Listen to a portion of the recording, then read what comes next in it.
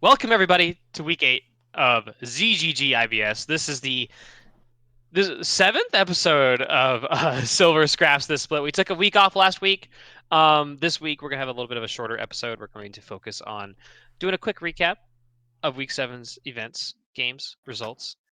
Check out where the standings are, and then we had a specific conversation we want to have as a collective here about roster changes. Colonel's favorite topic. Oh, my There's least been a favorite lot part. of stuff happening, Which is and we ironic feel this like week.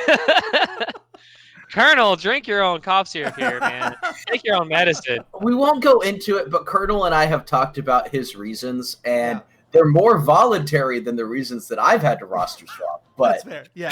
there's Roster some swap's damn a roster good swap, reasons, and it's always fun honestly. to. We wanted to go through that because we feel there's some significant impact on where things are going to end up in the next 3 weeks, including week 8, coming up on the playoffs. A little bit of a heads up at the start. We are intending to take another week off next weekend and then come back for week 10 with our with a larger episode to talk about our early season predictions, our irrational predictions, as well as set ourselves up for playoffs. I know for myself, I'm going to spend this upcoming off weekend trying to gather stats and get ready for playoffs, while Colonel and Leper continue to yell at each other in the background. Anyways, thank you everyone. We're going to jump into looking at the results from last week. Let's see. Let me pull up the sheet. So CB rookies took down Beyblades, let it rip 2-1. VBU Buzz, beat buzz. Buzz. Buzz. VBU 2-0 GSG For Alpha. the IBS team? What'd you was say? that? Are they using the new logo for the IBS team? I don't know. Oh no, CB is just CB Royal. I thought. Oh, Yeah, I okay. think Like it was only the gold team that is now. This is the CB only gold Buzz. team that is now. I thought you were just trying to be a boomer about No, Beyblades. You're like, no. oh, I get Beyblades. They spin, they buzz, right? No. I was trying to make a B joke. That is awesome. Let's see what else we got here. VBU 2-0 Goon Squad Alpha in a reschedule. Abyssal Emerald lost 2-1 to Fallen University, Ugh. which they took a game off of them, which is impressive. Arcquake 2-0'd CPK. FTD lost 2-0 to MIT. And SG lost 2-0 to Revolution because they didn't show up. I think this is an Yeah, easy it's question. really nice that the SG didn't show up to allow Revolution a playoff spot. Like it's really nice. We're gonna take all of it, dude. We were so close. If EDL had gone just a little differently, we would have had all 3 of our teams in playoffs in their respective tournaments. Honestly, like it's just like when half the league is already cemented because one team dropped. It's hard to do this show because That's a good point. There's just the amount of stuff we have to talk about just has dropped. It has dropped. And it's also like this time of year where like the amount of things to talk about week to week is shrinking. Like it's gonna balloon again when we hit playoffs because we're gonna be really focused on each team. We're gonna look at like the information stuff like that, like we did last split. Are you ready? Right now. Are you ready to be the one to argue against me this time, Tex? I'm ready to see that. Hey, I argued in favor of our last time for. You did. Well, things turned out a certain way. But hey, okay. Retroactively undefeated split for I Revolution was IBS correct 2020 in the summer. finals debate. VBU made it all the way. Man, I really want Tex to make his name retroactively undefeated on Discord. I'll do it. Already. As soon as we're done recording, I'm getting in there and I'm making that change. As like the representative, like the face of Rev, Tex, do you just like pay teams to leave your group? Is that what you do? I was gonna say I implore everyone to go look at each group that Revolution is in. People just leave your group. Like if they're Burger, Flip, Gold, they're out of here. Shit fell apart for them. God bless them. VBU Plutonium got CR'd. Fucking CPK and SG. I mean, CPK is just CPK, and then SG. We're chilling, man. We're just vibing. We're riding with the flow here, dude. Is this what actually like admin abuse means? It's like you Bitch, can I swear to God. people to leave. No. Someone's gonna jump in and be like, Texas is an admin abuser. Concerned that we might have possibly gone. You need to play the game. Oh man. Say it again. Lever. Oh no, this never gets brought up in admin abuse. The admin abuse is just telling people they need to play the game. That's true. That's interesting. So Well, like, I do want to say Revolution Gold. We earned our playoff spot, and then things went from there. right. It was the fourth spot, sure, but we earned that fourth spot. So this is low hanging fruit of a question. But pulling back to match results, what was y'all's most surprising, least surprising match result of the week? TFU dropping a game to Abyssal. That one. Yeah, that's a good answer. I think that would be my most surprising. Second to that, not necessarily as surprising, but interesting, is I believe, and I'm sorry to bring this up, Leopard, but I think you guys lost in record time to MIT. Nope. We did not. Close. No? Was it It close? was close. It was close. Close to record time. It was close. What is the current record? Do you guys know? 19 minutes 37 seconds in FTD. Ooh, that is short. Crosspoint.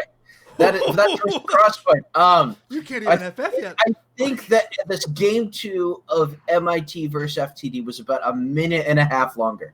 Damn. Okay. Yeah. But anyways, I think to loop it back in. Oh, sorry, Colonel. Go It was ahead. a rough game where we basically went, well, we fed the kale. Might as well try to fix this. Oh, we didn't fix this. It's over. Like there wasn't a point to us trying to play it safe. Like we talked about it in VOD. We made the decision in game. Let's try to fight this and force it, and it didn't work. So you shot your shot. We shot our shot and we lost. Yeah. Colonel, did you have any thoughts? I want to go back to the TFU loss. This team is trying to make a case for being the top of their group, and Black God wasn't this massive carry, and that they're still a force to be reckoned with. And this is not the way to do that. You cannot be dropping a game to a team that has only one series win and call yourself a top contender. So I'm really looking at TFU to show up this week, show up next week, try and make that case for themselves. Because right now, in my mind, they're going to keep on falling until they start to prove themselves that not only do they compete against the top teams, but they don't sweat against the bottom teams, which clearly didn't happen last week. Well, this is the thing, is like we have to remember from last time too, we were unsure about TFU being a top team at the beginning because they had only played the bottom end of teams. They still have the top tier of teams to go. On the second round robin. They still have yet to play Beyblades. They still have yet to play CBR. So yeah, Beyblades has a top tier team. I like the sound of that, man. Beyblades this week. TFU has Beyblades this week. They have Goon Squad in week 9, and then CB in week 10. It's very possible for them to go 1-2. For them to go 1-2 this. That last game is probably going to be one of the more important ones as far as playoff seeding goes. Because I want to talk. Sorry, go ahead. Because with the way that there is a difference between second and third, right? Yes. There is a difference between third and fourth. I don't think that they are necessarily capable of dropping to fourth, although it's possible. Yeah. It would require a lot to happen.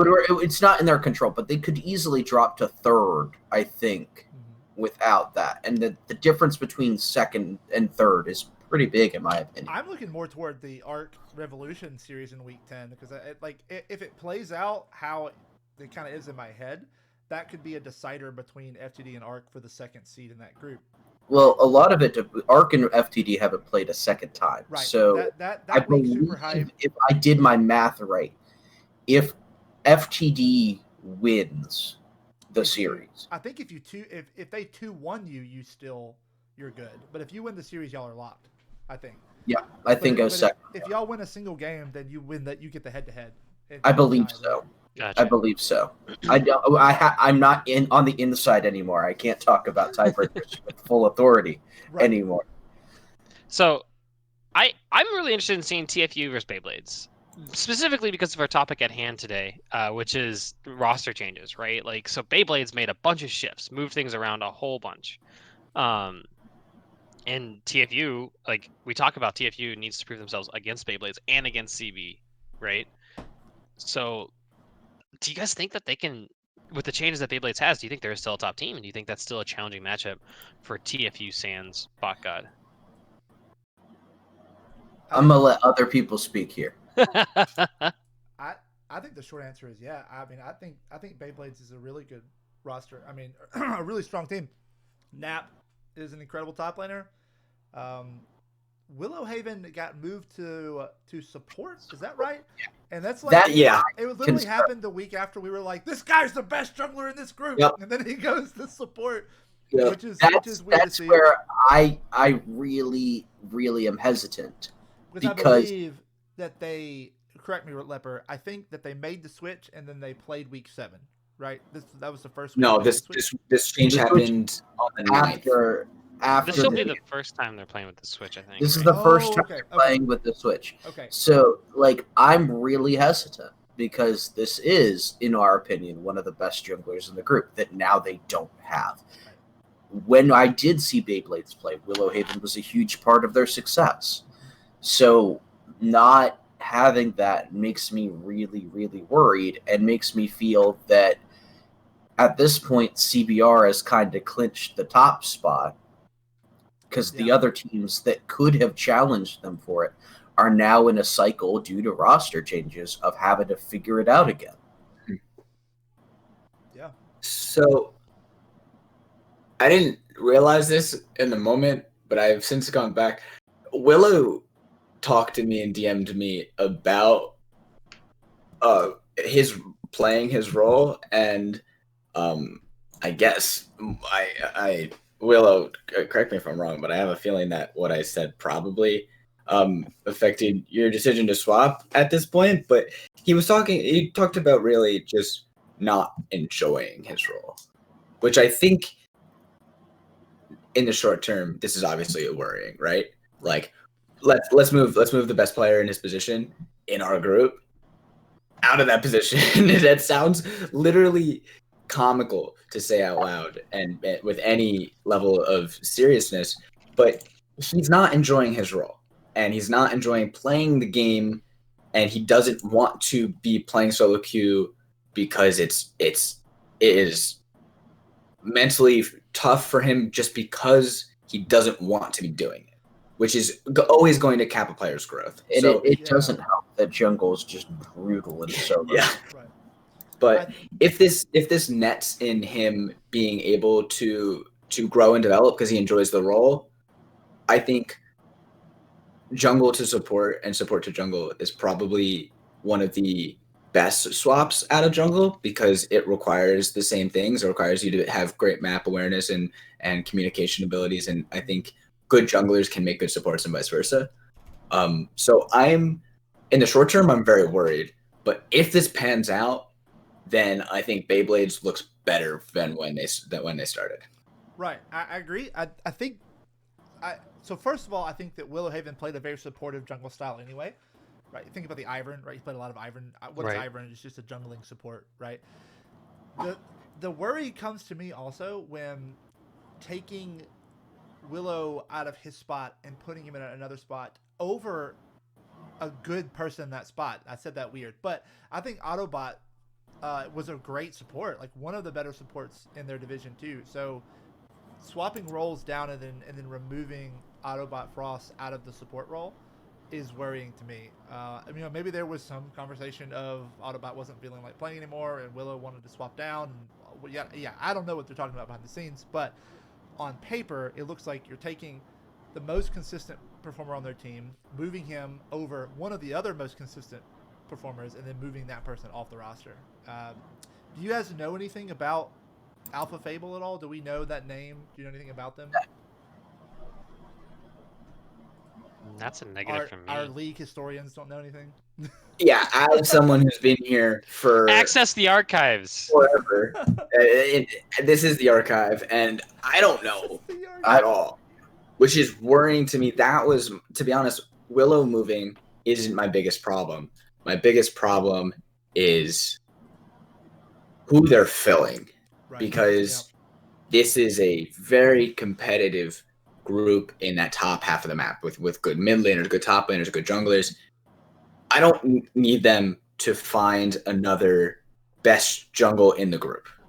To consider them a top level competitor, I don't need that.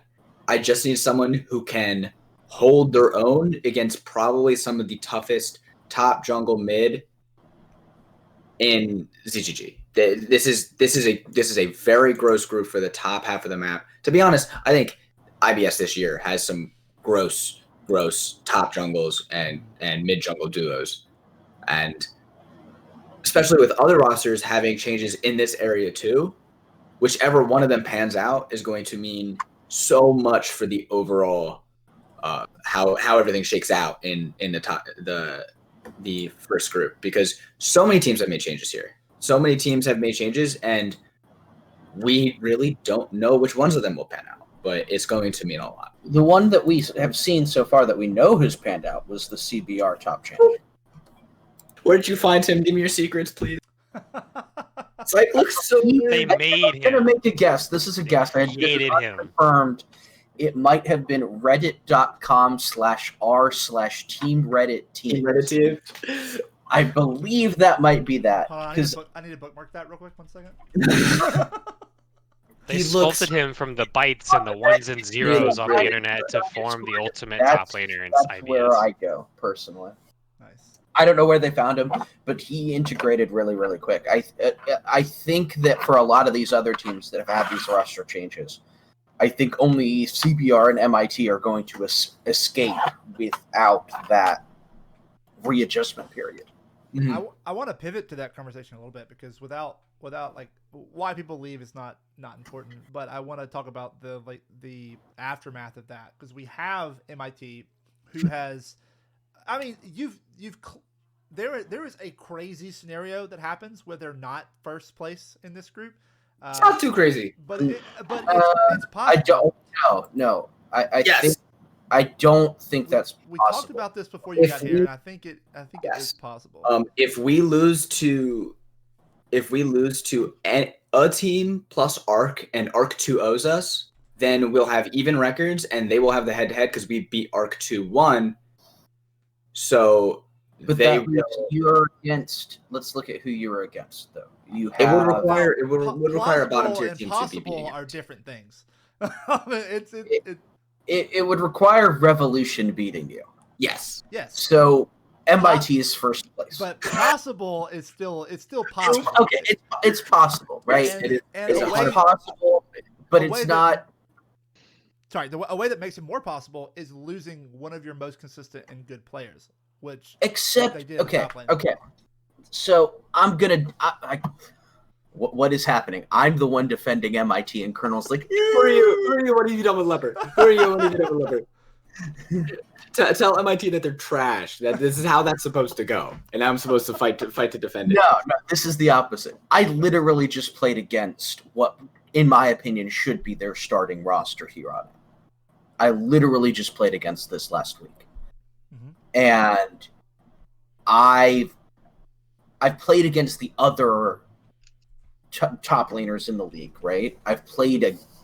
There's not a lot of difference here, right? Basting the second is not a big downgrade. The difference comes in one area, and that's that he plays less bruiser lane bullies. Mm-hmm. That's about the most that I've noticed. It's a difference in champ pool. I think possibly that you might have had an issue if Birdners was continuing to be the starter. But with Freddy 1, with Ambition there, I think that that's mitigated. I really don't think that MIT is in a position, whether that due to their playing in EDL, whether that be something else, that they're not in a position where they're going to have a readjustment, because I quite literally played against MIT with subs, and it didn't feel different. Now, in my case, I can say that I had a better time against Basting the second than Crockpot. Like, I can say that, right? That it wasn't absolutely one-sided. I also didn't go in with the idea that I'm going to go man-to-man with the guy. I went in with the idea that I'm going to gracefully lose. Mm-hmm. But so I really have a hard time seeing MIT even slow. Yeah, so that was my question for you, Leper, and the other two, Colonel and Tex, feel free to answer too. Will MIT drop a game, or will they? The last 3 weeks, are they going to perfect it out, or are they? Well, 2 weeks. 2 weeks. One of those weeks is an an FF Lost First Observer. So you play against. Let me get this. Revolution, and then this week versus Arc. So will MIT drop a game? If they drop a match. If they drop a match tonight, or if they drop, they have to lose tonight in order for it to matter. If they win today, they're first. They clinch first. Cool.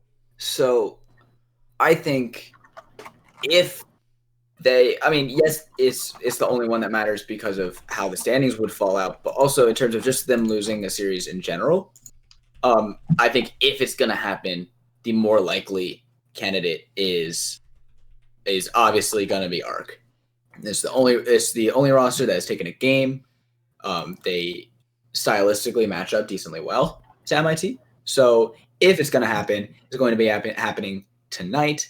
And then, honestly, I think I'm not too worried just because they do have that 1 week to try and bounce back where they're not worried about losing in the standings. And also they do have a week in between the end of the season and playoffs to sort of just get a feel for each other again. But I think I'm interested to see how it falls out, although I agree with Leper. I think that this is going to be one of the only changes other than the CBR one that we didn't have faith in, but CBR got lucky. Yes. I think these are the only two teams that are going to come out relatively unscathed. I want to jump in and be a little selfish and talk about Revolution. Because we know that, come MIT versus Rev next week, week 10 or whenever it is, good chance that game is not very consequential for MIT. However, we've had some roster changes for Revolution where we're pulling in a new support, got a relatively new mid. Danobi is taking the rest of the season off. He is stepping down. And we have moved Ziliak to the top lane and TJ into the jungle. Which I am actually really excited for because Ziliak played with us week 1 in gold and absolutely stomped. And he was originally going to be our top laner until we got Danobi to lock in again. So I think I'm very curious to see what happens with this team meshing the challenge, similar to like TFU and Beyblades. I think is you're making changes late. You've had a lot of changes late in the season. How does it affect how your team coalesces, right? And yeah, we've been having changes all split. So if I could hop in, I think this is the only roster change that I'm very, very optimistic about. Oh, even the ones that I think will pan out, like MIT. Like obviously we'll continue to see CBR because we don't have that big of a sample size. But I think this is the only one where I would, if I was in the admin office for Revolution, would say this is something that we should. Have an office? Someone show me. Because there are 8 teams going to playoffs or expected to go into playoffs at this point.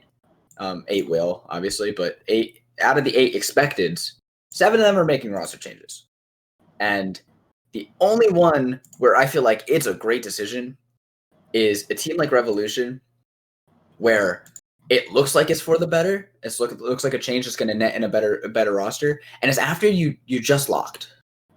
So you are no longer going to be falling out. You no longer have that risk of losing the potential playoff berth. Pressure, right? And it's a lot of pressure off, and it gives you so much time to figure it out. We have 3 weeks of it doesn't matter the result. Our only goal is to improve, and getting that run up, right? Getting that giant head start before you sprint into the playoffs, especially as a 4th seed where you're going to be going up against the top seed, or there is a potential to possibly go into the 3rd spot, but you're going to be against one of the top teams in the Void division, right? So getting that run up going into it where you don't need to worry, you can just learn to be cohesive as a team, to learn about your teammates, to edge up your game right before the most important game that you have for the season. So I think This is the perfect time for Revolution to be making these changes, and these changes look like they are going to be good ones. So Revolution, I think, are the only ones where I'm like, I'm very glad you made that change.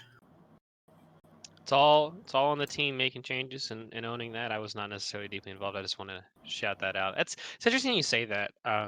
It's an interesting call out about like we got locks, now we're making changes. How's that going? Like the next 3 weeks worth of games are going to be very interesting opportunities for us to just try shit out, right? Like kind of put it out there. Do you think there's any other teams that are in a similar spot that might have that opportunity to like try something, right? Trying to push the envelope for themselves. The problem is without losing something for it. Yes, the problem is there are a couple teams that have the potential, but also are not as locked as Revolution is, right? Revolution, with very few exceptions, is going to be finishing 4th in regular season. There's the stars need to align for a team to drop, because I think actually FTD has a chance, right? Because FTD hasn't played against. No, they've 2-0'd Revolution. So with the games that are left, FTD automatically breaks the tie. So like there is not a way that Revolution moves up out of 4th place. So I think this is completely unique. In the other group, VBU is close. VBU is close to being locked, and they're close to being locked with very little opportunity to go up. If they go 1-1 and Abyssal loses, I think then they've got Beyblades in week 10, so it's possible for them to move up. Exactly. So that's something that they're potentially losing out if they. I mean, they're making changes anyway, which.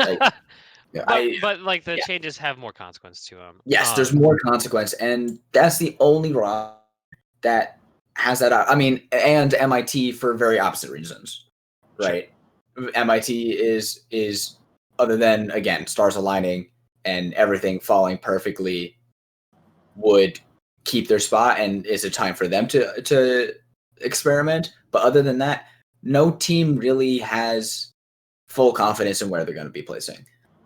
Which is wild. CB's fate depends on week 10. It's possible for if TFU and CB both have identical records. Well, no, it doesn't matter. Well, yeah, if they both have identical records. So let's say that they don't drop any from here.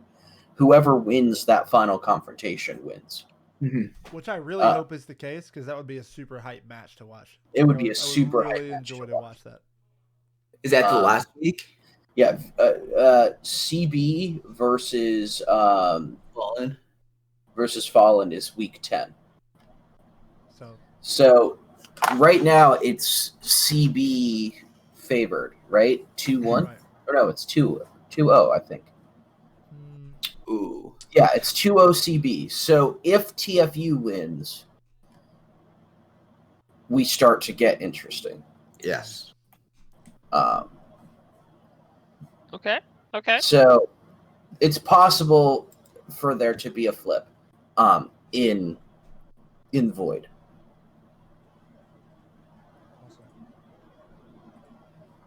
Well, let's finish up our last team.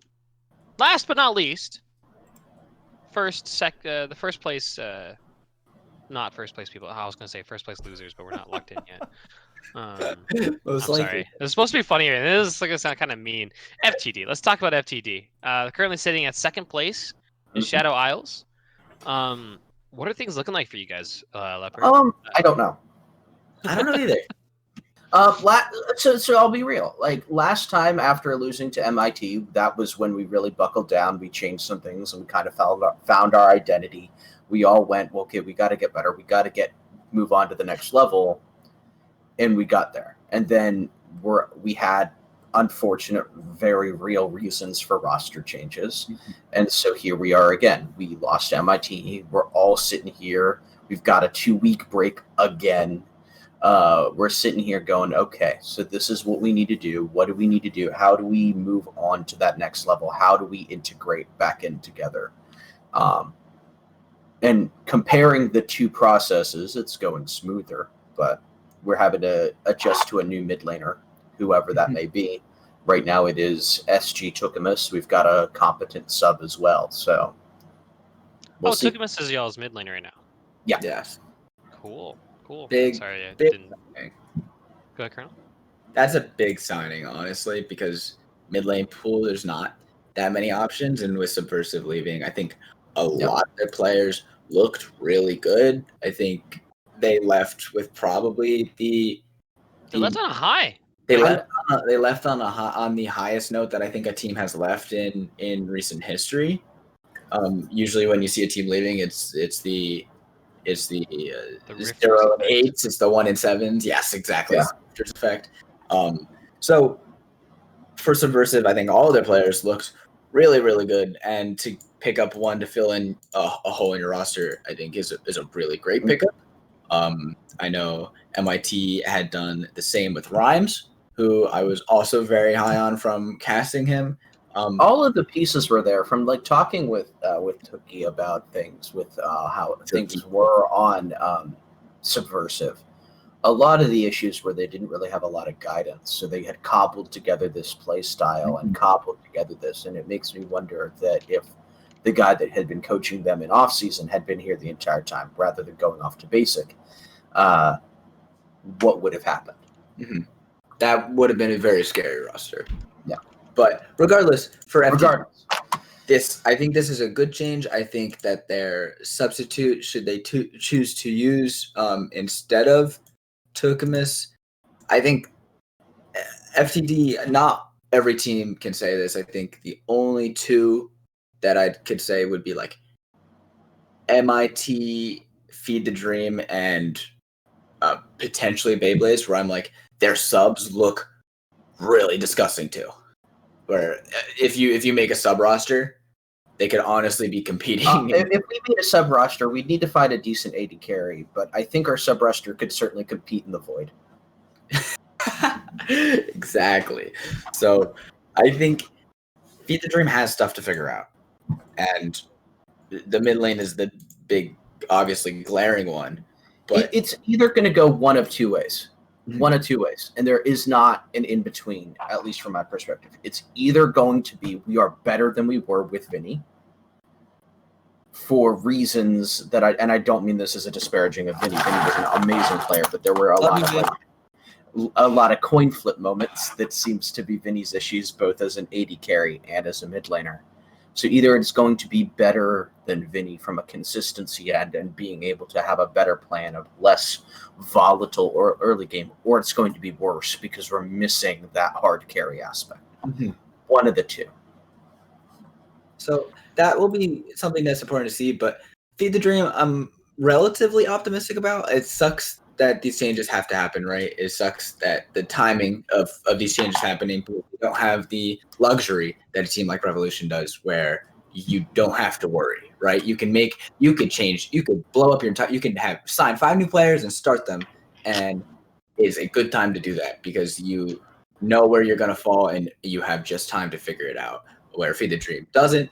But regardless, I think this is probably the best case scenario for Feed the Dream. So overall, I think there's a lot to be optimistic about when you're looking at Feed the Dream going into the postseason. Absolutely. Are there any final thoughts? Anything that anyone is seeing that they want to highlight before we jump into our closing statements? If you smurf, we will find you. What a journey this morning has been. It's been a journey. I was asleep for most of it, but I'm really glad that we it was a journey for all of us. Whenever I wake up in the morning and I see a DM from Feathers that just goes, "Welp." My next thought is, oh fuck, what went down while I was asleep? I'm really glad we didn't record yesterday and we recorded today. Oh yeah. Oh yeah. This is also, it was nice to, man. It's just interesting. That's all. It's an interesting thing. It's just interesting. I think Leper's the guy that like takes like a 6-hour bus trip and then wakes up right before he has to get off the bus. Everyone else knows what happened during the trip, but Leper's like, "Wow, what a crazy trip that was!" It's like getting out of bed. Like, I think one for thing us that was crazy. One thing we should do is just have a show match of what that playoff should have been. Have a series of show matches. I don't think, just from what I've heard, I want to run it back. I want to run it back, man. You can get all those VBU players in the same room together without something being broken. Yes. I mean, we could get all the Rev people back together. We're still here, bunch of geezers. Well, no, you already lost to that roster. That doesn't matter. We'll just play back VBU versus Rock. No, I also don't. Damn it! The CR doesn't affect the fact that you lost in semifinals. Yeah, but we would have gotten. We would have been undefeated regular season. Would have been first. Chosen FTD, beat GGAF, gone to finals, then lose to VBU. But I get to play RAR again too. So. anyways, let's. Oh no. So check. We have nothing to talk about. We generally have nothing to talk about at this point in the season. Honestly, things are pretty. The differences between teams are there. Like it's things are shaping out. There isn't a lot of speculation. We had this kind of like roster change special in our minds of don't roster change. Like that's the message. This is the afternoon special. This is Colonel's after school special. Evangelizing don't roster change. That's good. Vandalism is okay in the right context, provided your name is Banksy. That's it. Well, we'll be back with a lot more to say in week 10, not next week. We're gonna take next week off, and we're going to come back with a bang on week 10, and then off into playoffs, which I'm really excited for. Last season playoffs were a lot of fun. If you weren't here for playoffs last season, the way we do this is we each get a team that we are not on, and we have to make the case of why they win. So if you haven't been talked about all this time, Abyssal, if you get fourth place, we get to do a lot of effort for talking about you. We go into data. We talk about goal differences. We do the numbers. We go really deep. We all make the case of why the team that we were assigned wins. That's the way that we do playoffs. Not even a hot take. If Abyssal makes it, they win it all. All right, so okay. They're going to carry GSG's torch to the top. We're passing it off. Fast. All right, boys. Good chat. Hey, thanks everyone for listening. Thanks everyone for watching. Hope you guys have a wonderful day. Enjoy week 8. Enjoy week 9, and we'll see you guys back here in week 10. Thank you, and have a wonderful day.